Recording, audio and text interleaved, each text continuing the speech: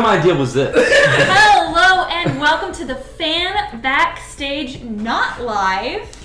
We have a lot of people here. Bear with our audio quality, but we're gonna have a good time. Yeah, this is gonna be very interesting. I speak for all of us when I'd like to extend our biggest thanks to the guys at the Daily Wire.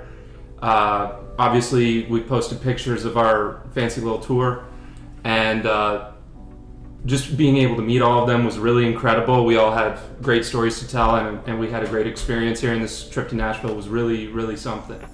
So, We're who wants to start? We're gonna go around the circle here and just introduce ourselves quickly, and I would love if Bethany started. Cool. I'm Bethany, at Not Blindfolded on Twitter. I'm from Michigan.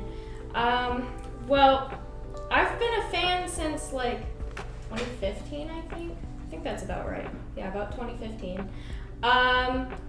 Of Daily Wire.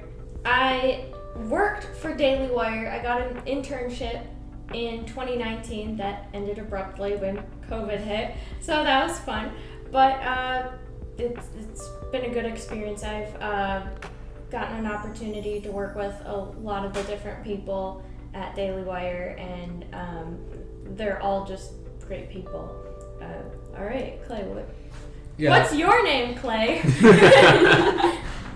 My name is Clay Bradley, and I have been a fan since about sometime between 2015 and 2016. And yeah, I got into Daily Wire Media when PJTV ended, and a lot of the hosts and other people moved over, and so yeah, it's been really cool seeing it go from a small company to what it is today. What's your handle on Twitter? Oh, my handle on Twitter is GhostStalker451. And where are you from, Clay? I am from Southern California. Can you be a little more specific? I'm so sorry for your loss. All right. I am John Libby, also known on Twitter as @theotherlibby_. Obviously married to Abby. We're just recently left Loudoun County, and we're now living in the great state of West Virginia. I've been a Daily Wire fan for 7 years. That was my husband, John. I am Abby Libby at @AbbyLibby_ on Twitter. I'm your basic Fed girl. It has been such a blessing kind of falling into the Daily Wire fan group over the last 6 months. I've been watching Daily Wire for only since 2020 when John dragged me into Ben Shapiro, so you can thank him for that. And obviously also from West Virginia. I'm not from West Virginia. I'm from Georgia, which is a much better state. I'm Matthew Smith, or Honest Matthew S. if you see me on Twitter. Cactus, Real Truth Cactus. My sister, she kind of dragged me along to this, but it's been an absolute blast.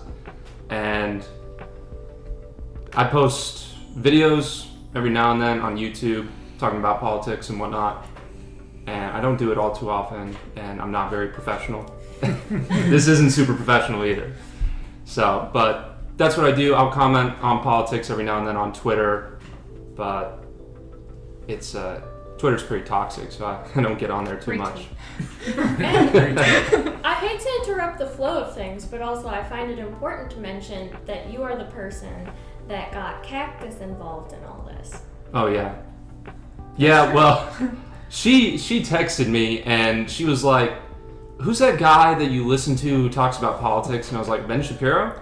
And she's like, "Yeah." And then a couple months later, she's like, "I bought you a subscription to the Daily Wire." And I was like, "Oh, okay." And then she went off and did her thing with The Verdict and Ted Cruz and Michael Knowles, and it kind of blew up. And then we got in touch with these people, and she made friends with a lot of these people here, and now I'm in Nashville. So that's awesome. So my name is Jessica, but you probably know me better as the Real Truth Cactus from the Verdict podcast with Ted Cruz, Michael Knowles, and Liz Wheeler. I've been listening to the Daily Wire, like you said, probably since 2019, I think is when he helped me move out of Knoxville, and I am now back in Georgia. My day job is a teacher, and I love it every single day. And the influence of this group and of the conservative podcasts we listen to on the Daily Wire has been so impactful for me because I bring that stuff back into the classroom. Trying to change young minds. It's very important, and it means a lot to me. Hopefully it means a lot to them. And I hope the folks here recognize how much they mean to me, and whether they realize it or not, the big impact that they have on those young lives, even indirectly. I'm No Soup for Knowles. I started my Twitter account to troll Michael Knowles because it's fun. That check true. Mm-hmm. I bake pies. I live in Wyoming, and I do some voices for Freedom Tunes and other random voiceover narrations. So I have to ask you, did Knowles get sued? In a way, he did, but also didn't. Uh-oh. Mysterious. That's a tease. Intrigue. Next. Have lots of soup. I am Laurel, and my Twitter handle is strangeland_elf. And I've been a fan of the Daily Wire since 2016. I don't think there's anything interesting about me. That don't is say not that. true. Talk about your artwork. Oh yeah, I guess I do some artwork. I guess that's you might know You've me designed for some Christmas ornaments and that. T-shirt or Yeah, two for. I've done some stuff for the I Daily may Wire, have some worn freelance stuff. a T-shirt that she designed the other day. But you know, If you've seen fan art of the Daily Wire host, it was probably done by Laurel. Probably. Probably. Most likely. So I'm George H. William from Daily American Press. I've been a fan of the Daily Wire since 2017, roundabout, and I drove here from Denver. It was a very long and interesting drive, and yeah, like I said, I founded the Daily American Press, and that is what I do. For my day job, I'm an electrician, but I would like to do JP full time. Is there a firefighter, EMT, or paramedic in your life? Yes. Yes. Do you know the struggle of knowing what to get a hero? If so, check out Salt City Leatherworks at saltcityleatherworks.com and get your hero a high-quality, handcrafted radio strap to wear with pride while saving lives. And for anyone who doesn't know, which I think would be shocking if you didn't after seeing our photos and things on Twitter, but we all had the wonderful opportunity of having a VIP experience at Backstage Live at the Ryman this week, and then we were blessed with a office tour of the Daily Wire, and we just wanted to go around and give everyone a chance to share kind of their highlight of that trip. So we're going to go back to Bethany and start with Bethany again. Okay, well, as for like the show itself, I mean, I think we can all agree the coolest part was like Jordan Peterson showing up and just like being like, wow, this is awesome. I just immediately thought of my neighbor and friend who isn't into politics, isn't into Daily Wire, but he loves Jordan Peterson, and I'm just like, this is his gateway drug. So I'm kind of excited about that. So being a fan for so long, and having worked at Daily Wire, there were a lot of things that like I didn't expect to shock. I didn't expect to have a lot of first time things. But what was so awesome, I mean, obviously being able to meet all the guys, it was really funny. I think I can safely say we had all planned this hilarious gag of putting together a hate gift basket for Matt Walsh. And it was supposed to be a bunch of things that he hated, but for him, like things that he had canceled and stuff. And so when we were going through the picture line, I was toward the end of our group, and I said, "Hey, did anyone tell you about the basket yet?" And he's like, "No. What basket?" And I'm like, "Oh, bye." That was a lot of fun. It was also really awesome. I got the opportunity to meet the final member of the Clavin family. I don't know if I should say her name, but Andrew Clavin's wife, who is just a darling person. And I asked her a bunch of questions about like they're all slipping my mind now, but it was really fascinating to see someone who was able to support someone, in the most intimate of ways, support someone who needed that kind of. I like meeting the lives of people because you see where they got, where they were able to come together and find a foundation. And, someone... Well, the only reason we know a lot about G.K. Chesterton's personal life is because of his wife. So, I mean, it's a lot of insight on who these people are behind the cameras. Yeah, it's really interesting. I like meeting people's wives, I guess. I'll leave it at that. Clay, how was your experience?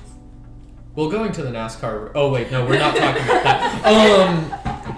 So, yeah, Daily Wire Backstage was a lot of fun. It was nice seeing some of the guys in line that I haven't seen in a few years from the last Backstage that I went to in 2019, so that was fun. And what else? Seeing Jordan Peterson, of course, was great. Seeing Dennis Prager was actually very surprising. I did not expect that to happen. And then just to be in that room was just absolutely electric the entire time. It's just, I didn't expect a live show talking about politics and culture to feel like a rock concert. But I mean, when they announced Gina Carano was there, it just the whole auditorium erupted, and it was just something to behold. May I also interject enough to say that is the magic of Jeremy Boring. Again, do not assume Jeremy Boring is being serious. Assume he's having fun and making money along the way. Daily Wire Plus. Yeah. All right, John. I had a phenomenal time at the Backstage. I'm sure everyone else did as well. I was meeting everyone there for the first time. It was so much fun. I'd say my top highlight from the actual Backstage event would have been the standing ovation that Gina Carano got. And it almost felt like she was like her vindication almost, just everyone standing and applauding for several minutes at a time. Just a phenomenal experience. Yeah, if I may, you sort of had like two different applauses for Jordan Peterson and Gina Carano. Gina Carano, it was more sort of like a congratulations, like you're doing well, we're proud of you sort of like thing. And whereas this Jordan Peterson is more like, like you would experience at like a rock concert or something. Yeah. Here comes Jordan Peterson with a folding chair! Yeah. He didn't even take the stage. And it was just a commercial. And as soon as people saw that it was him that was about to come on stage, everybody went nuts. And it was a standing ovation during the commercial. I am going to need John, my husband, to tell everybody what he said to Ben Shapiro when he met him. As we were doing the quick photos, as we were going around in the circle, the thing I whispered to Ben Shapiro is, "Oh my God, this is the greatest moment in my life." Not the moment when I got married to my wife. It's not going to be when we have our children. It was the moment I was able to take a picture with Ben Shapiro. He was getting back at me for saying that the overturn of Roe v. Wade was the best moment of my life. I think it's a little different when you're telling another man that my wedding doesn't matter. You are bigger than my wedding. Well, in a way. Well, I mean, it's not like she told Clarence Thomas that, but he told No, bigger. Like, I'm pretty sure Ben's shorter than Abby. I too really enjoyed the sheer electricity in the room, watching Gina Carano cry at her standing ovation, the absolute electricity of Jordan Peterson, all of those moments, even just the Daily Wire just taking its victory lap and kind of seeing the layers of success that have happened and really feeling like everybody in the room was participating in this huge set of wins together. It wasn't just one man sharing his personal victories. It just felt like all of us were part of something, and I thought that was incredibly cool. Meeting the guys backstage, for me also the first time I got to meet anybody. I think my favorite was Michael Knowles. When he met me, he said, "Oh my gosh, I was expecting the NSA. I can't believe you're not a Fed." I thought that was hilarious. But the unexpected ones that were not more special, but just extra special because they were unexpected, were meeting Crane and Company, all the guys from Crane and Company that have been. That was really fun, and then meeting Spencer Clavin. No relation to Andrew Clavin. That was my highlight. What about you? I don't know if I have any one. They're all so good. That's the problem. It was the overall trip was the highlight. Everything was amazing. The guys were amazing. They had so much to announce, and all of it was fantastic. Doing the co-ops with Dennis Prager, Jordan Peterson. You know, them investing in the kids shows, like they're really breaking new ground here that like no conservative agency is doing, and it's sorely needed. Like we just had Fox News betray conservatives in a big way with that trans story. Yeah, they got a massive boo when that was brought up, when Jeremy brought that up, and good. They definitely deserve a boo. Well, and a lot of Fox News has been criticized outside of Tucker Carlson just for how they've been running things for the last few years. If anyone's listened to my podcast, they know I'm no big Tucker Carlson fan. But that's a story for another time. As far as meeting the guys, I think one of the bigger surprises was how personable Michael Knowles was. He was like, just immediately started talking really fast, and the security guy had to shoo me away. He's like, go away, in the middle of Michael Knowles talking to me, which was hilarious. Clavin was also really nice and very enthusiastic. By the time the security guard shooed me away, I didn't get like any time to talk to Ben Shapiro, which was the one I wanted to talk to the most, because he was. I started all of this listening to his show, so that was a big deal to me. But they were all very nice, except for kind of Matt Walsh. No, I'm kidding. He was nice too. He's just in his own way. He's Matt Walsh. Right. He's Matt Walsh. Very Matt Walsh. What about you? Like you said, just getting to be here with everyone was such a great experience. Getting to meet all of the guys. I have met Michael before, if you've seen my pictures from Verdict, but getting to meet everybody, like meeting Ben Shapiro, the person who got me into all of this, right, just like Matt said, was such a special experience. And on Backstage, I know we've talked about Jordan Peterson and Dennis Prager, but to me, the biggest announcement is DW Kids. And you know, the kids have such a special place in my heart because people like Disney have just betrayed us on so many levels, long before we even realized it. So just having a conservative media outlet that's willing to go out there and spend $100 million on kids programming, like how crazy is that? That was, and getting to actually see the little clip for Chilla Time is just incredible. I can't wait to have kids so they can watch all of that. Not just because of that, but it's but mostly. I can't wait to have kids so I can expose them to all the Daily Wire. Who cares about the actual children? But one of the things Matt and I talked about, like on our trip here, was that we're gonna have to get like old DVDs and stuff to show any future kids, right? Because nothing current they can watch. But now we have the Daily Wire who's making DW Kids, so that gives me some hope for the future. And that's what I take away from this whole trip, hope for the future.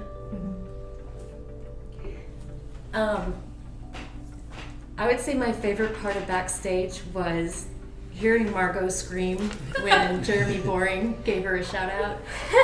That was louder than the NASCAR race. That was awesome. And I was right next to her. You heard.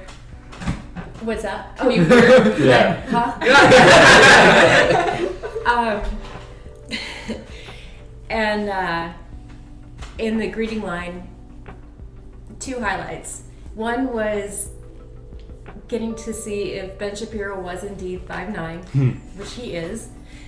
And the other was getting to meet Michael in person. And so the thing is, I had brought him a gift and security didn't let me take it. So when I got to Knowles, he's like, so, do I get soup? And I'm like, well, I did bring you something. Security took it away. And he goes, was it soup? I said, it could be soup. So Michael, he's like, well, somebody's getting fired.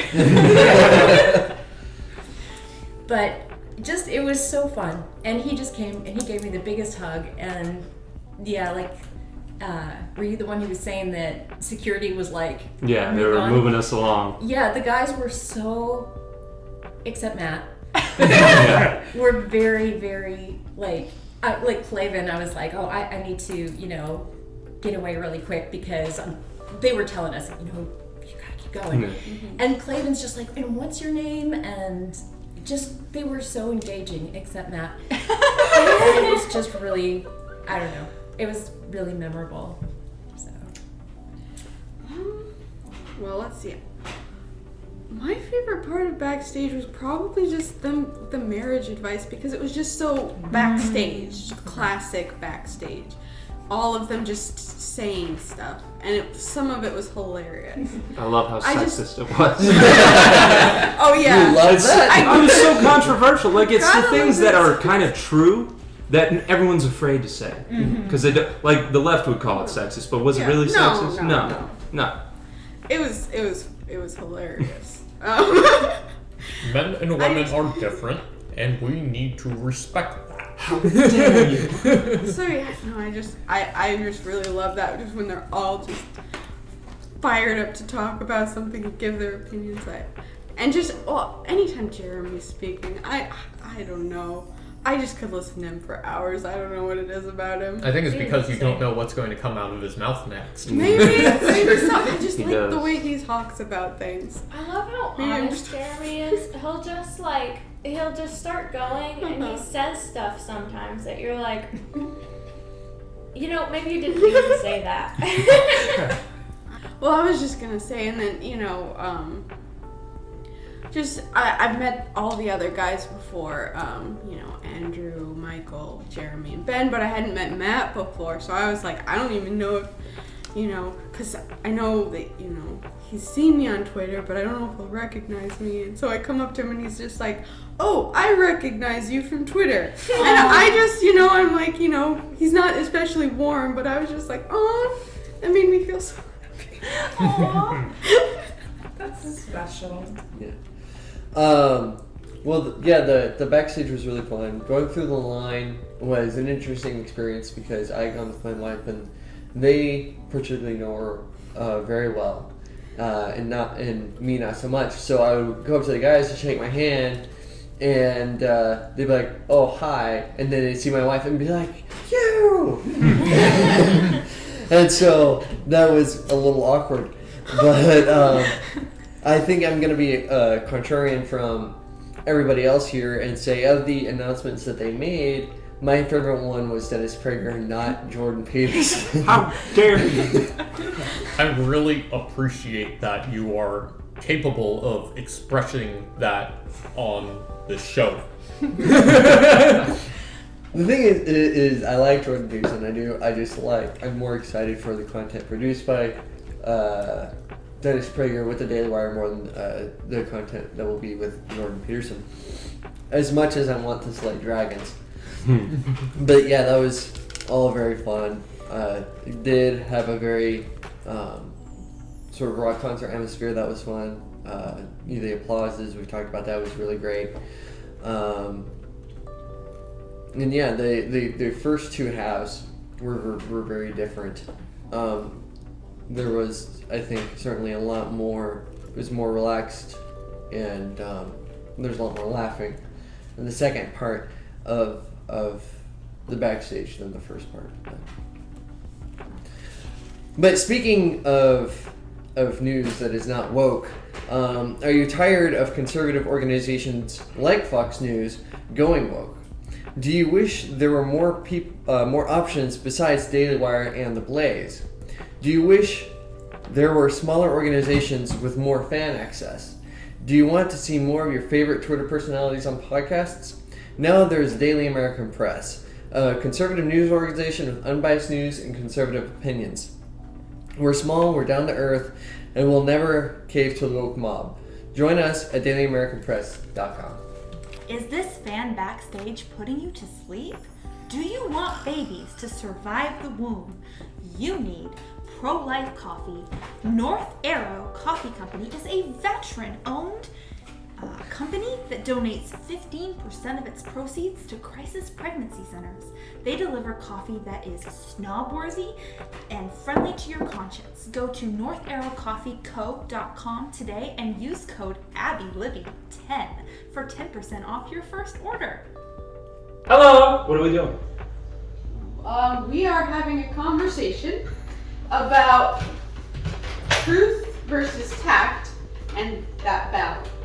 When is it a good idea to tell the truth, and regardless of how people feel about it, and when is it a good time to maybe hold back or only say something if you can say it nicely, which of course is something like my mom used to say, if you can't say it nicely, don't say anything at all. But of course there are times when maybe it's important to say something. It's also something that can be difficult in this culture where if someone identifies as something else and they want to have pronouns used for them, when is it a good time to just say, hey, I'm sorry, I'm not going to use that. Laurel and I were talking about a couple of examples of when it's maybe time to hold back, though. You remember some of that? Yeah, I'm trying to. Yeah. Let's see. I mean, there are times I think, I think it's just all about situation, what you're trying to accomplish. Are you trying, of course, if you're debating someone, the point is to win the debate. But if you're, there might be other situations where you're trying to really convince this person, or you're friends with this person, and there might be some sensitivity there in how you say something. If you really want them to not be completely alienated, I think it's important sometimes to just dial it back, know when to dial it back and when to go all out. And I think when you're talking about personal friendships and stuff, or just when you see it's a very sensitive situation and that person, you really care about the person. You want to be kind to them as an individual. Yeah, and this is something conservatives especially struggle with, because I know, for example, I have a friend who will say anything and he's not afraid if it's okay, maybe that was not a good time to say something, you actually made the situation a little worse, but he's a dear friend, but it's also something even when you're dating or with the relationships that you have, it's important to keep in mind, what's more important is winning this argument or being friends with this person can be something to keep in mind. Another one, it's really hard when you really care about a person or you get really passionate about something and you want to try and tell them something, but sometimes when we keep going at it, we actually change them and make them more staunchly that way, or we change other people. The way that we treat them makes it worse. I think there's a difference of, I think it's probably a bit of a false dichotomy of saying, well, are you going to choose the truth or are you going to be tactful? Because that makes it say, well, you can either lie politely or you can tell the truth. Does this dress make my butt look big? Yeah. I'm not, Do you want to tell the truth? Or do you want to be tactful? yeah. I mean, sometimes a little white lie here and there to spare someone's feelings isn't a big deal. The big deal comes in. Or you just say, When- I'm not answering that question. Yeah. Well, that makes things worse sometimes. Well, it becomes a problem when we're talking about a woman at the hospital that's actually a biological man, but gets diagnosed as a woman.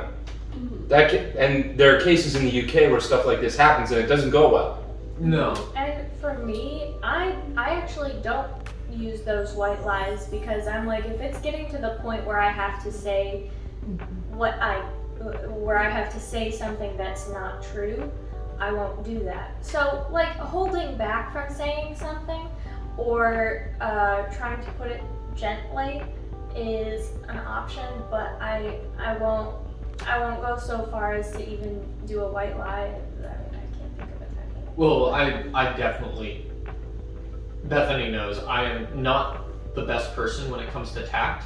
What? And sometimes I don't try to, but Bethany says I come off as very rude sometimes when saying certain things. And it's one of those things, it's like, okay, I may have not done it in the best possible way, but that was information that needed to be conveyed at that time and place. And for me, I care more about the information than really the way it's being said.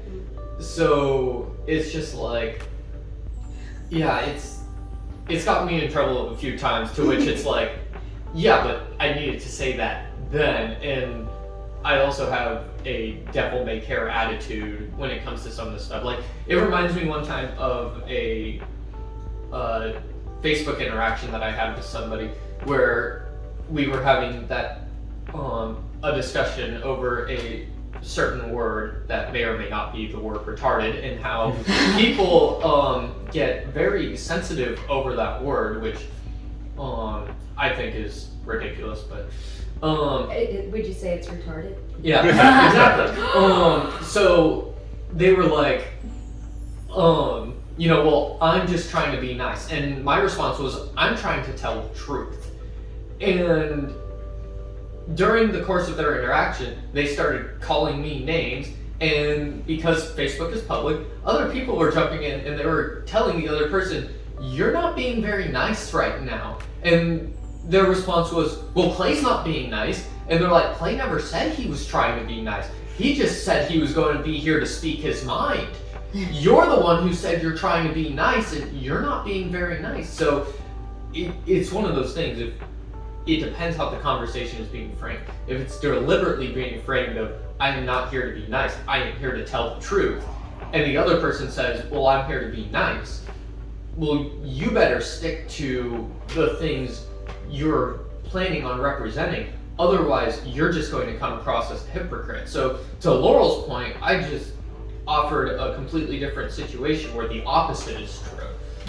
But it's not a mutually exclusive thing. It's certainly, you have to determine what context you're going to be talking in. If I'm talking to Britta, who is not Bethany and maybe not as easy to get away with being rude all the time. Oh yeah. It's like, okay, yeah, there's probably a certain way that I can say something, but if I feel like I have to lie, I'm just going to keep my mouth shut. There's a difference between like, I hate that sweater that you're wearing. It's just, it doesn't go with any of your outfit. Versus, He's not actually saying this is an example. It looks lovely. Versus like, hey, I don't really think that goes with that. Well, what else do you have in your closet that you could possibly pair with that? There's Needs two. some work, but get the idea. I would just think you were gay. That's so That's not fascist. exactly tactful. Well, that's the thing. Is like, that's another thing. It's like, I probably wouldn't go up to someone and tell them that that doesn't look good together. Unless they ask me. And that's another thing that has to do with it, is if someone asks you your opinion, then you have a lot more freedom to say something. And if they get mad, it's like, well, you asked me. Yeah, well, And so you have for to reference, mine was a whole hypothetical. Yeah, It wasn't no, I know. something that. You Yeah. could have just told me before we started filming.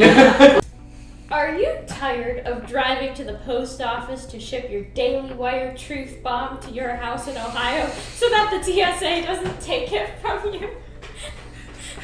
I'm sure this is so relatable to everyone, especially Manuel, who took off before we started recording this podcast. Shout out to you, Manuel.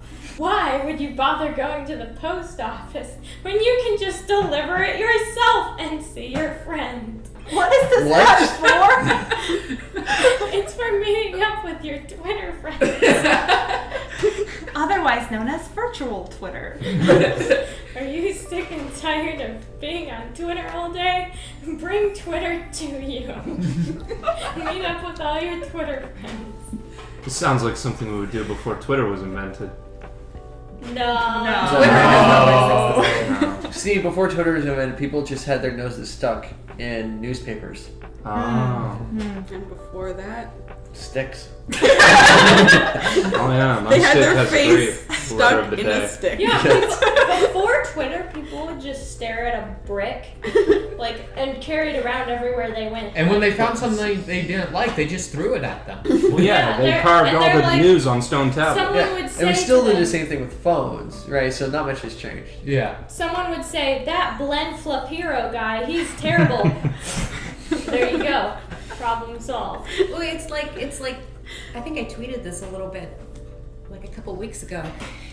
You know, introverts like go to a party, kind of stare down at your hands, and then smartphones got invented, and now you have something to look at. It's a beautiful time to be alive. It really is. But I'd like to hear what Cactus has to say about Cactus. You look a lot different. Yeah, Who are you? that's because I am not Real Truth Cactus. I am Margot. You can find me at Margot Catholic on Twitter.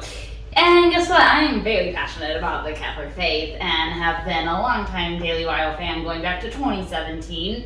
And just excited to be here in this segment to talk about tact versus truth.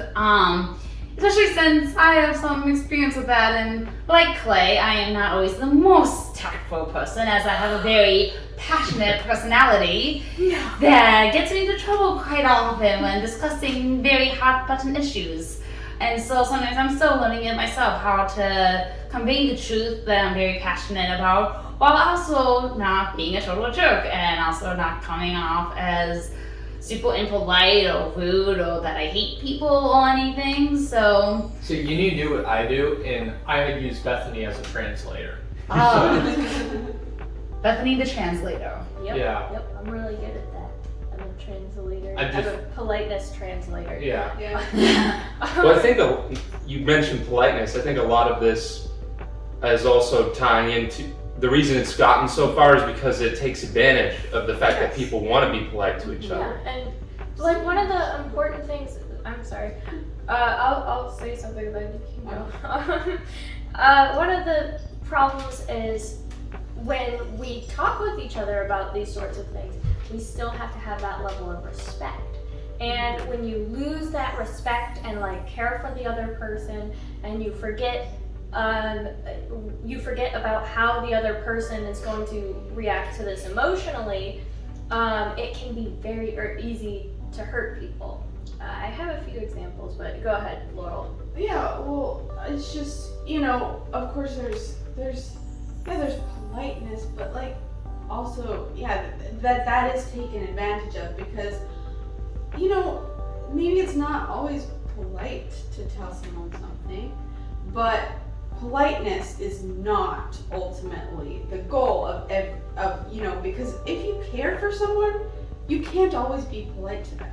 Because if you're always polite to them, you'll just watch them go down the wrong path and just tell them, oh, well, that's just your choice. And, you whatever you do.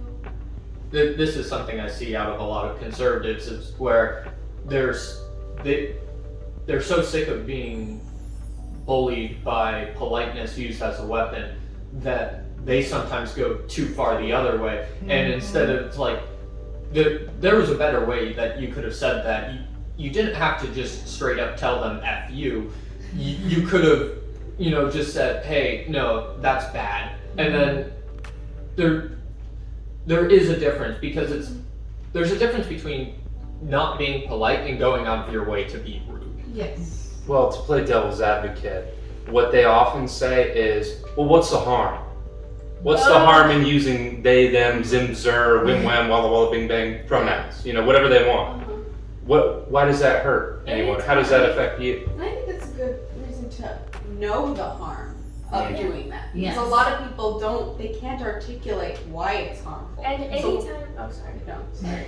You can go. Anytime you don't tell the truth, there is a cost. Mm. Anytime that you, especially when you lie, there is a cost. I will say there have been some situations where I have had to be delicate about things.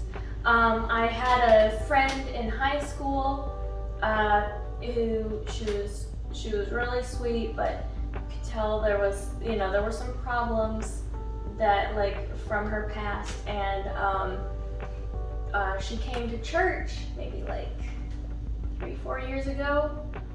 Showed up for the first time in a long time, and I'm 26, so it's I was older. 3-4 years ago, I wasn't 8. And she said that she had a different name and she was going by different pronouns, and I was like, okay.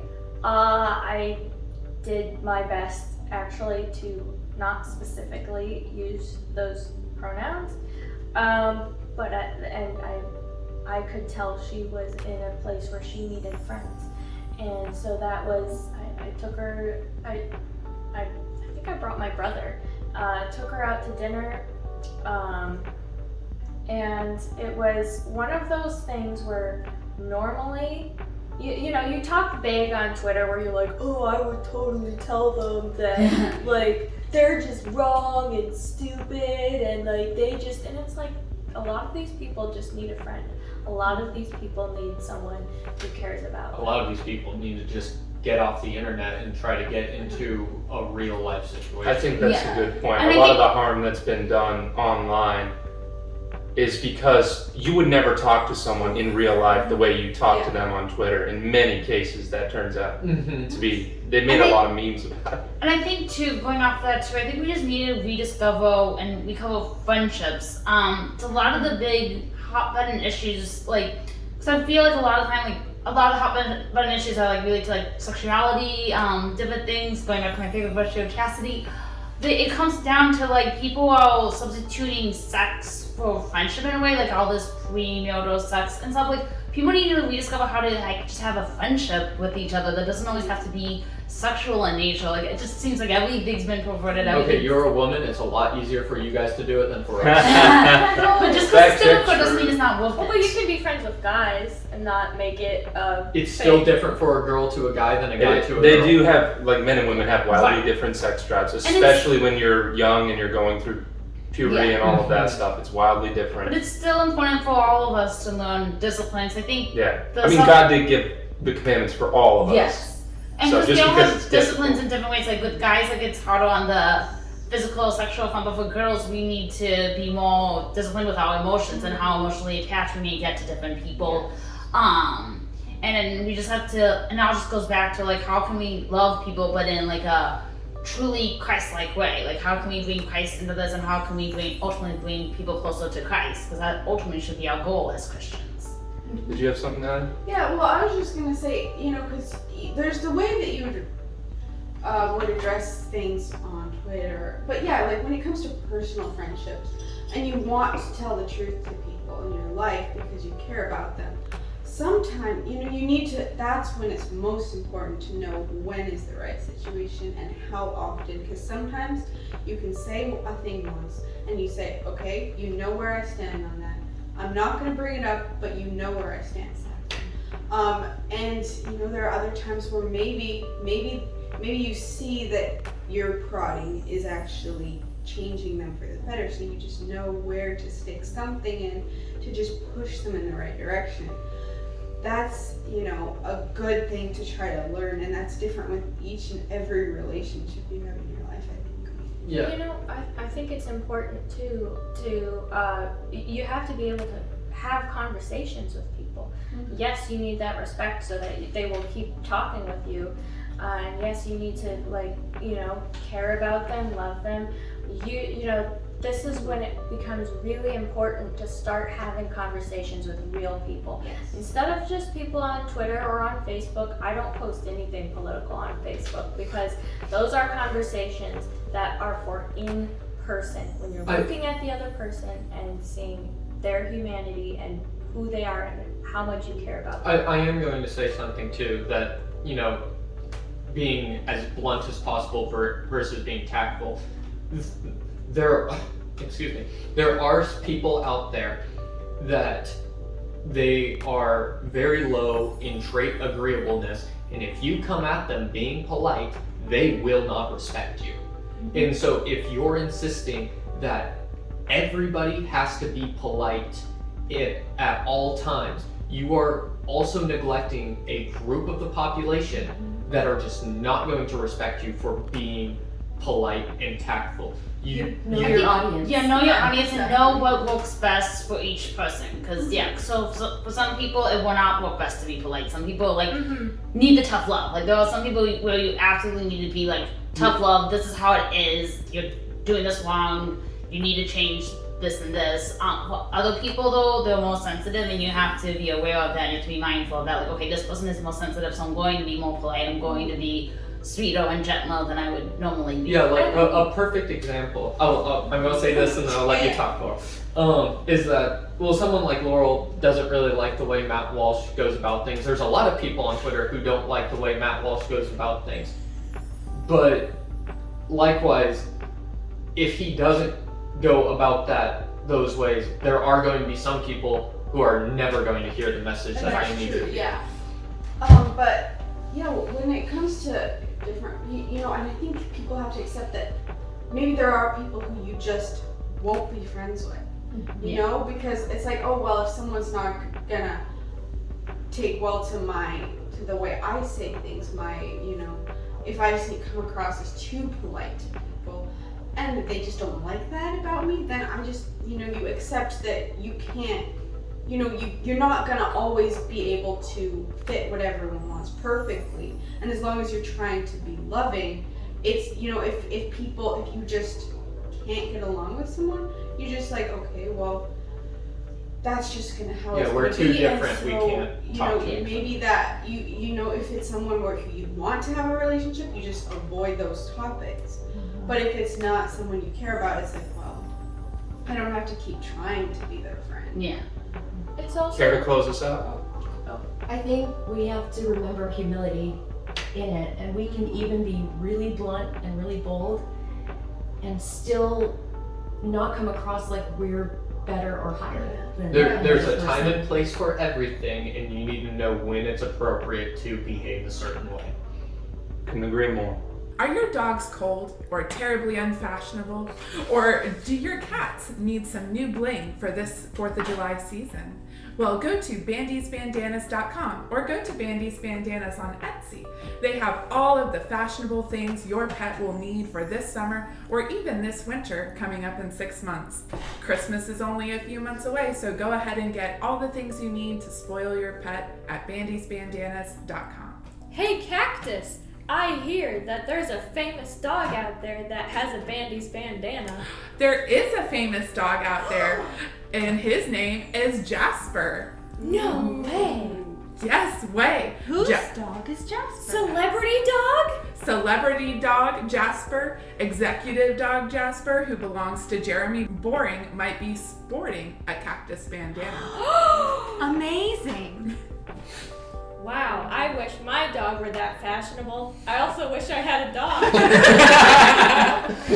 So yes, if you would also like to get Real Truth Cactus merch, I mean, of course, you can go to Verdict Shop and get the microphone cactus. But if you would like the Real Truth Cactus logo for your pet, you can go to bandiesbandanas.com.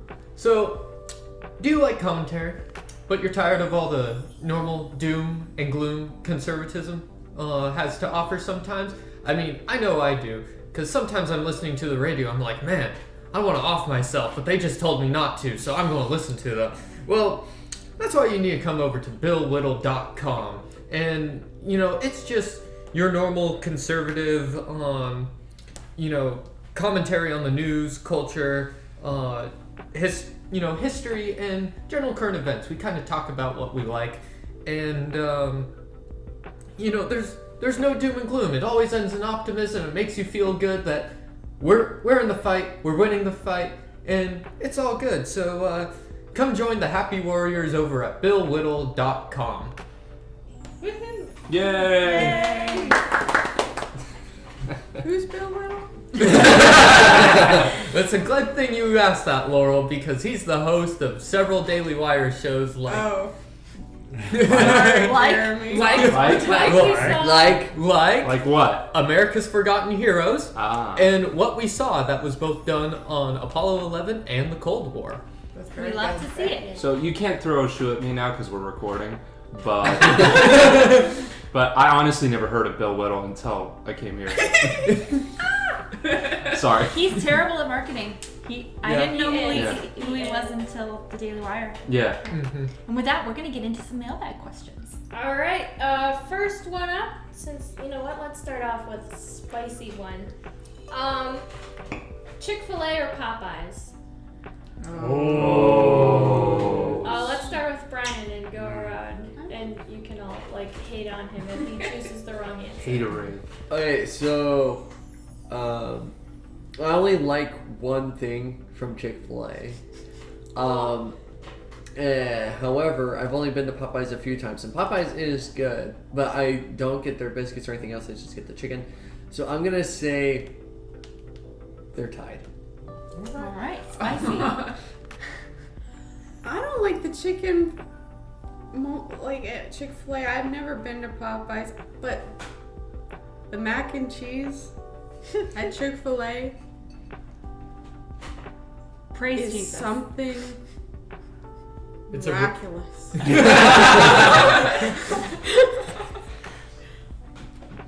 Neither. Raising Cane's. Causing trouble. Zaxby's. How dare you? Kentucky Fried Chicken. Oh my god. They fry rats too many times for me They to do. eat. And chicken heads. On human hands. All right. Oh, that was just my bad. So I've only been to Popeyes a couple of times, and both of my experiences, it was like eating a wet shoe. So I'm gonna be a happy Christian and enjoy Chick-fil-A. Christian. Well, I don't want to go to hell, I'm just so spicy. Chick-fil-A, obviously. Well, in all honesty, though, and fairness to Popeyes, I actually haven't had Popeyes, so maybe it's good, but I don't really have any intention of going to Popeyes. If I happen to one day, then maybe I could give it a fair assessment. But Chick-fil-A is the best because I have nothing to compare it to. I had also never been to Popeyes until this week, and I have loved Chick-fil-A for a long time, and I will always have a special place in my heart for Jesus I don't like chicken. where this is going. But I had Popeyes this week for the first time, and it was incredible. It was, contrary to reports, it was hot, it was crispy, it was well seasoned. I mean, there no complaints, and that's my opinion. And you can just sue me. Okay, yeah, if you could just leave. I will be contacting my lawyer. So I would personally say, which I am, that Popeye's chicken is really good. I think it might have an edge on Chick-fil-A. However, the overall menu at Chick-fil-A is better than Popeyes, including the fries. The fries are amazing. Oh, yeah. Fries. It's a fair assessment. Yeah, I've had Popeyes a few times. I'm not a big fan of their chicken. So Chick-fil-A all the way for me. Good spicy chicken sandwich with no pickles drizzled in No pick. buffalo wing sauce and/or added with bacon is just absolute best thing at Chick-fil-A. The pickles are the best part. They bring Yeah. out Yes. the spice more. Yes. He doesn't like pickles. Pickles are an abomination. Pickles are I the know. best You know, thing. you should just Yes. leave. Oh, I guess we're gonna fight over pickles. Yeah, well, kinda I gay. mean, that's way more important than. Yeah, this also person was trying to get us to fight over chicken sandwiches. We're not gonna let that happen. We're just gonna fight over pickles. Yeah. Famous Dave's spicy pickles. Famous Okay. Dave's. What? That's my ad read. So, Obviously, pickles are the best way to have it. I don't know why some of you like meals entirely made out of canned spinach, but I've never had Popeyes, so. Okay, so it sounds like on a future fan backstage, Well, we're here's gonna the have to have a taste test. Ooh. No. And next time I'm fan backstage, In-N-Out versus Whataburger. Oh boy. Yeah, I'd have to go. I'd have to say, I may not have had Popeyes, but I got a get out of hell free card with my first Chick-fil-A order, and so I'm gonna have to go with Chick-fil-A. Aha. And the Chick-fil-A's have it! All right. Not sponsored by Chick-fil-A. Not sponsored. Not sponsored by Chick-fil-A or Popeyes. Or Popeyes. Yes. Or Famous Dave's. All right. So this question I think we can be kind of vague about because obviously for the reasons that will be explained here. Who are each of your employers, and are they susceptible to social media public pressure campaigns? Well, that's Basically, will this podcast get you fired? No. no. Actually, being the public school teacher in the room, maybe. But it's okay. I'll live. Yeah, I But might most people- fire myself for being on. I mean, if you do associate yourself with Nazis, I don't know how you can live with yourself, frankly, Laurel. I don't know why that. Being associated with Ben Shapiro. The Nazi. The Jew, flavored Ben Shapiro. Nazi Ben Shapiro. Yeah. Literally White supremacist. fascist. Literally Hitler. Literally What Hitler. does Matt call himself again? Theocratic fascist. Yeah, literally Dictator. calls himself a theocratic fascist. Oh right. I had someone say that to me the other day. He literally calls himself. The reason why he does that is because somebody called him that on Twitter, and he's like, "Oh, I like that. I'm adding it to my bio." I don't know why people think that everyone's bio is completely 100% serious. I'm a leaf on the wind. Right now, Watch my how I main zone. job is working with someone with dementia, and well, the people. So she's not gonna care what my views are. Her daughter doesn't necessarily care. Now, to be fair, I do play a bunch of Daily Wire stuff while I'm there, but I don't really care. So. I would say combined, Abby and I are unable to disclose who our employers are. However, Well, legally, Abby's obviously is either the FBI or the NSA.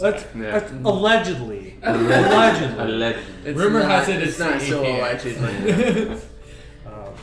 And no, this is not shouldn't cancel either of us.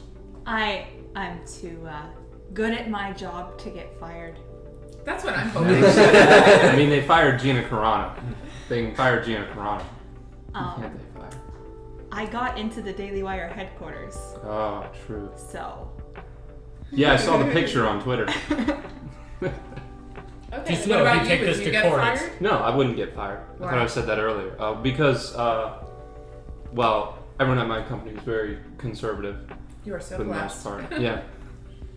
Well, how did we all find each other? That is another question. So Cactus made me do it. That was easy. Next question. I followed Laurel, I followed Laurel. and yeah, then like back in 2015. I met you, and then we went to Daily Wire Backstage in 2019. Yeah. Basically, everyone is here because of Laurel. Yes. Laurel. We Wow. all followed Laurel. Bringing the world together. Brian, how did you and Laurel meet?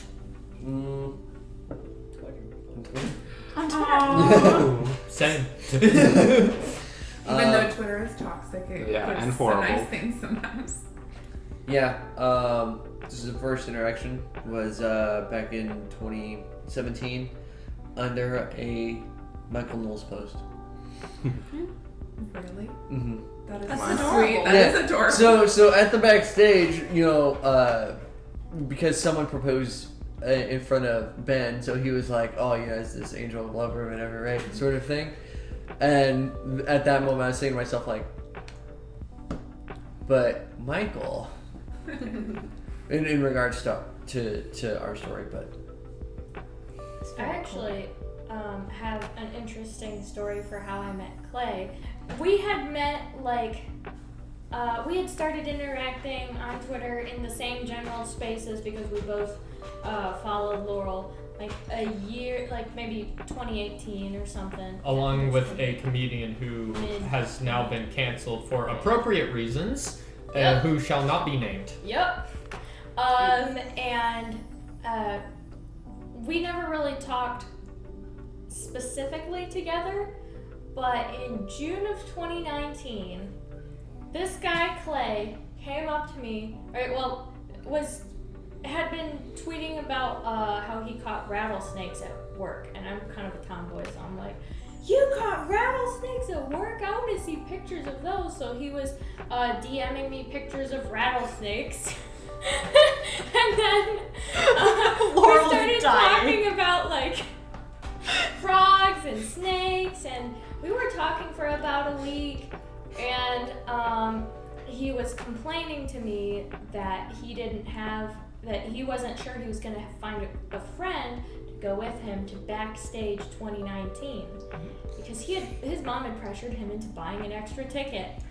And Wow. it was a VIP ticket. This is not a small ticket. He's like, "I don't want to take my parents. All my friends are in the military."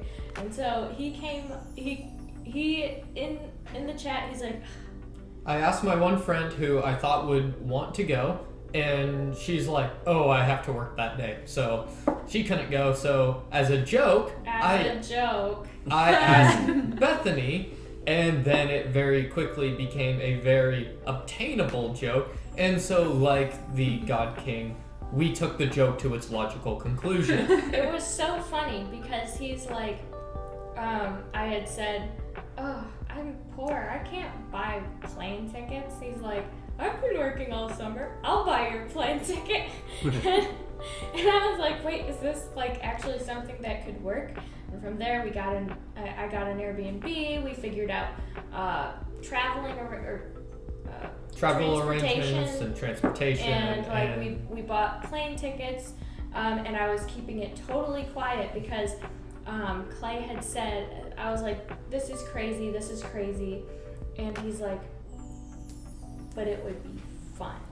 And he's like, it would make a great story. It would make a great story, and he's like, "And all the Daily Wire guys, who by then I had kind of gotten to know on Twitter because this was when it was really small, they'll all be shocked to see you."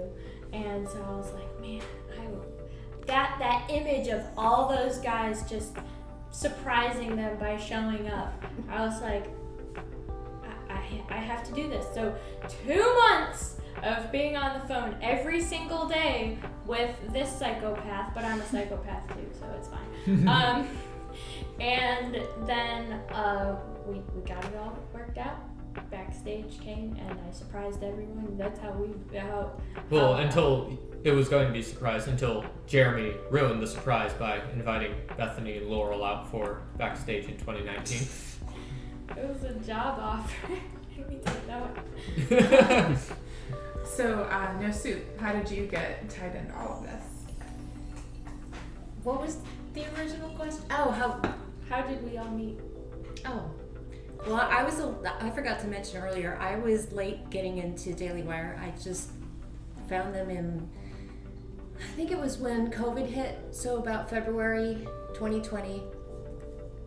And I was like, who's that one guy who does those amazing abortion debates? I was like, what's his name? And so I find Ben Shapiro. I was like, I wonder what he's saying about COVID. And so I started listening to his podcast and I got hooked and I couldn't stop. And so it was like every single day I was like, is Ben Shapiro on yet? Oh, okay. And then he was talking about this dude, Michael Knowles, and he didn't seem like he liked him too much. So I decided to check out Michael's podcast, and I wasn't a fan. But I started my account to troll him, basically so I could just disagree with him and from an anonymous account because I wasn't ready to be public on Twitter. And so I saw he was retweeting this fan, Laurel, and she was just really sweet and awesome. And once again, like that was my introduction, was through Laurel. So Am I the only one who didn't find everyone through Laurel? Well, I mean, I found most folks through you and through Margot. Same. I found everyone through Britta. I think you might have been the second. Took me a long time to get the Laurel follow. Yes. I was very excited when it happened. I was too. I will say, you know what? The new wave of like Daily Wire fans came through from Britta and Banjo. Yes. yes. Matt's Banjo. Matt's Banjo. Because that's the Shout out to older Matt's ones. Banjo. Old ones are through Laurel. Yeah. All the older fans are from. Yeah, well, that's what it seems like. You know, there might be like Margot and then Bethany and I, and then lots of the newer people would be Britta, and then, you know, I'm sure people, because you're just like super famous now. Yeah, I mean, I met you through Cactus, obviously, and now you through Cactus, and you obviously through Naturally. Abby. Yeah, and you guys, this new sort of, as she was just saying. Yeah, well, the table's kind of divided. Like, everybody closest are the old fans, and everybody further back are the new fans. So it's We didn't do that on purpose. That is funny. No. It's Providence. Cactus was the first that I met in real life. I had happened to have a work trip down in Atlanta and had a chance to meet her. All the jokes about me being a Fed are jokes. I work for a military support organization, and I was down there, and I just happened to realize we were in the same spot. We got coffee. My boss came, and he was so worried I was meeting a serial killer in Atlanta that he came and like sat a couple booths away and took pictures of us. And Shady pictures. Who's the Fed now? I see how it is. still Abby. oh man. Did you know about this cactus? I knew about it after the fact. No. Yeah, you did I tell was me. like, that's my boss over there. Yeah. That's my totally normal boss. Yeah. He doesn't work for the government at all. He doesn't work for the FBI or the That bird is just a bird. Birds are not real. Says the Fed. Yeah. All right. Can't Do you have trust the another Fed. question? I have a question for Bethany. Okay. There's been a lot of fake feuds through the Daily Wire. So which fake feud is the best between? Well, okay, Ben and Michael is probably a real feud, but Fine, Clayton and Whittle. didn't even list all of them. But why is it Claven and Whittle? Because it's Clayton and Whittle, and they have that British sarcastic humor, and they're hilarious together. Like they get together and they have like that. I don't know if this is the right word, but like that comedic chemistry. You know how you get certain people in a room together and they just work so well off each other? Like that's Claven and Whittle. That's pretty awesome. It's kind of a shame that like 2015, 2014 that kind of phased out when Claven joined Daily Wire. To early Daily Wire fans, like that was the one thing everybody kept asking Jeremy for. When is Claven and Whittle going to return? And they were saying, no, that's kind of done. And I still see it among the Daily Wire fans who were also fans of PJTV, who still ask with the tiniest bit of hope. But I don't see it happening anytime soon. It's something I forgot to ask Jeremy about, but yeah, I don't think that's coming back anytime soon. I know you didn't ask me, Clay, but my favorite fake Twitter feud is between No Soup and Matt's Banjo. Oh my That's the best Twitter feud. That is a pretty good Twitter feud. Well, we can go Twitter feuds or something. Okay, you're right. Okay, so we have another question. Do you all have different favorites of Daily Wire and then create teams and compete against each other to see which Daily Wire talent is the best? it has to be Clavin, right? Until JP and he trumps all. Yes, of course.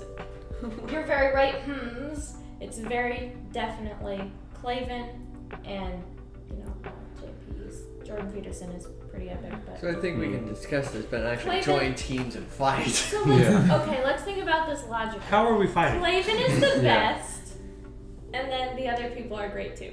Let's go around and Yeah, say our that's favorite. Yeah. Unbiased, like... Okay, so we know besties. My favorite host at the Daily Wire, which now these are official Daily Wire podcasts, and that is the host of the What We Saw series and America's Forgotten Heroes, Bill Whittle. I would also like to say though, Jeremy, I like his show. That definitely counts, even though it's not a daily show. Enough. I really enjoy Ben Shapiro's podcast, and I would say that the morning podcast comes in at a close second. Oh yeah. The Morning Wire is the one I listen to the most consistently. But as far as the original host, Ben's extra stuff, like the book club, I adore. So I'll give you 3 guesses on who my favorite host is. Interestingly enough, I was not a fan of Michael Knowles, like at all really, until I met him. He's actually really great in person. he's so much more Italian in real life. Yeah, Seriously? he's great. He's very nice, and he's very good at making sure he talks to everybody. He pays attention to everybody. Because when we were for the tour, there was a lot of people there, and they all treated us very nice. Same thing with Jeremy. I didn't really have much to think about Jeremy until I met him, and both of those guys, I definitely over this trip changed my opinions on them. But Ben is still my favorite host for sure, and it's not even close. I tell everyone that Michael is the friendliest person He I is. have ever met. Like the first time I met him, again it was a surprise, and he took my hand. He's like, "You're not blindfolded." It is. I can't remember the exact wording. It was like, "It is such a fantastic honor to meet you," or something. And he took my hand and shook it like I was the celebrity, and I was like, "Dude, I'm just me. I'm just Bethany." He has an incredible talent for making you feel like the most special person in the world. It's a very special thing. I know that Jeremy says it's not good for guys to be nice, but he is so nice. I mean, okay, here's the thing, Jeremy. He has a podcast that is daily, and well, you, no. Well, we know You why. just direct them all. We know why Michael is capable of being that nice, and it's because he's Italian and therefore is part of the mafia. Oh, yeah, okay. I think we're on Cactus. Oh, I guess Ted Cruz isn't a host at the Daily Wire, so I can't pick him. Oh. That would default me to Michael, and I guess that is mostly true, but since Matt Walsh hasn't been given a shout out yet, I listen to Matt Walsh every day when I cook dinner. I don't know what that says about him, but he's one of the ones I listen to the most consistently. I really like his He show is a quite lot. good. He speaks very much to real people. He's one of the only shows that my husband actually listens to, and my husband, Angry Cactus, is not involved in politics at all. He thinks it's the most boring thing on planet Earth, but he'll listen to some Matt Walsh. Aww. I love how confrontational he is. Like he's just willing to go after people, and he doesn't care what anyone thinks. He's like, no, we should go after. And them. half the time it's He's a like- troll. And Yeah. half So- the time it's a troll. Well, it's a lot of the time it seems like that, like kidding but not really type Yeah. thing. Sometimes it's really hard because there's a fine line between when he's kidding and when he isn't, and it's hard to see because sometimes he's just like, so, oh yeah, you should totally use those hormones that castrate sex offenders. Use those on kids. That's a great idea. And then you're like, well, are you joking? The people who don't know that he's joking, of course, and, Yeah. or don't know that he's like being dead serious. But he's a very. How does he do that? He can say anything without cracking a smile. I wouldn't have picked another host to do his documentary, What is a Woman? He nailed that. He nailed all the interviews. He kept his composure very, very well throughout all the interviews. It was very impressive. Ben, but also Michael. Hate saying that. And Matt, I don't know. Like, I can't It's like they fill such different roles. It's Poor really Andrew hard Clavin. to say. Clavin is like carrots, like wholesome and really good for you, and you know you should listen. And once you eat carrots, like I really like carrots, but I never get that motivated to eat carrots. You can cut that out. No, we No keep that soup in. for Britta.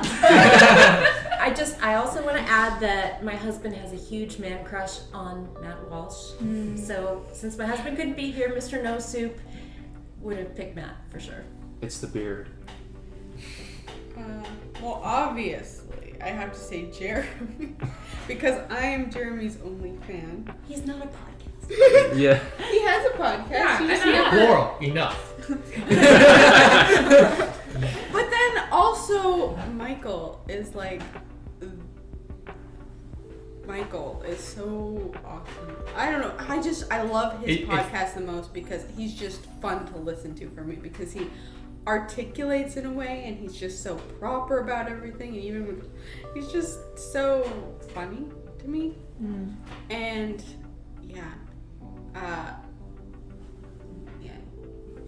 and then there's Matt Walsh. There's Matt Walsh. Who I like to hate on. So that kind of counts. You love to hate. I love to hate Matt Walsh. It's another good Twitter feud. Yeah, the between Daily Wire and Twitter, the Laurel Matt Walsh feud is Pretty solid. Yeah, my favorite. Very one-sided though.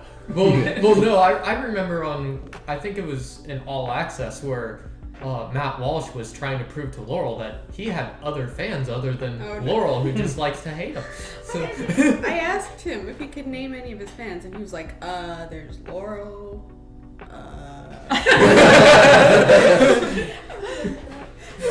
you're like, well, Laurel, I can. There's so many. I can't name them all. So it's just, do you know what it's like to have so many fans that you just can't name them all? So yeah, Laurel, I have lots of fans. Laurel can name more of her fans than Matt can name of his fans. What about you? My favorite is Ben. I think that's because I'm a very news and information oriented person. Everyone else is very sort of cultural based. You know, Matt Clavin and Michael talk about culture a lot. And the thing is I don't really need people to tell me what's going on in the culture. I don't need them to tell me what's going on in Pride Month and things like that. I can easily figure that out on my own and what to do with that information. Whereas Ben, he provides news that I haven't heard, that's not as easy to find, and gives a perspective for it, especially being a trained lawyer, things like that, provides that information wouldn't be able to have, and so that's why I like that. Okay. Question from Mr. No Soup. Who will eat popcorn off the floor? Ew. It's not that gross. I mean, It depends which floor. this floor, Yeah. Depends I on eat how clean popcorn the off floor the floor. Is it the backstage floor or this floor? That's a good question. Well, for What kind me, of popcorn? Kettle corn? Laurel, would you eat popcorn off the floor right now? Right now, I just swept. I would. Not like I wouldn't lick it off the floor. Yeah, you're not allowed to pick it up with your hand. I'll eat a lot off the floor because I just don't care about dirt, but I don't like popcorn enough to eat it off the floor. That's fair. My thing is I'm an impeccably clean eater, so I just don't get popcorn on the floor. Oh. I'm a bit of a germaphobe, so I wouldn't You eat would- any food off the floor. You wouldn't eat someone else's popcorn? No. It hasn't been in their mouth or anything. Definitely not. Oh, now you have to eat it. Don't do it. Grab it. Is this gonna happen? No! Oh my god. That was awesome. Okie doke. This is the quality content you can expect on Great Value Backstage. All right. You would not find this on the Daily Wire. No. unless you pay attention to Ben during Backstage. You might find some weird stuff on yes or no with Michael Knowles, but I mean, Ben literally did eat popcorn off the floor. Yeah. oh, okay. Fair. Final question: did Michael get sleep? Watch and see. Yeah. Let's see. No, wow, stop it. This. Oh my You gotta show her. And I like that it's not definitive. For Knowles? Is it? Wow, that is it's a little note.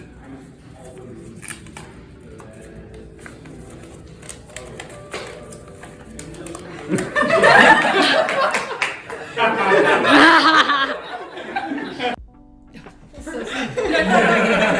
first one was the best. Ad read. Ad read? Yeah. Okay. This podcast was brought to you by Random Ass VPN. Let's be honest, you don't want Abby to be going through your browser history. Okay, just to wrap up the fan backstage, I just want to thank everybody here for coming out. I mean, obviously you guys came for something besides being at the fan backstage. We all had such an amazing trip, and for those of you listening, thank you for taking the time to listen to us chat about all the amazing things we got to see. Thank you for sharing this and being a part of it with us. And a big shout out, of course, and thank you to Jeremy Boring and everyone at the Daily Wire. Yay! So great to see all of you.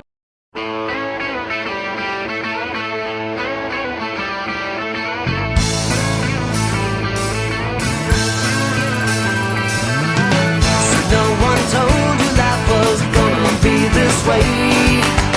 Your job's a joke.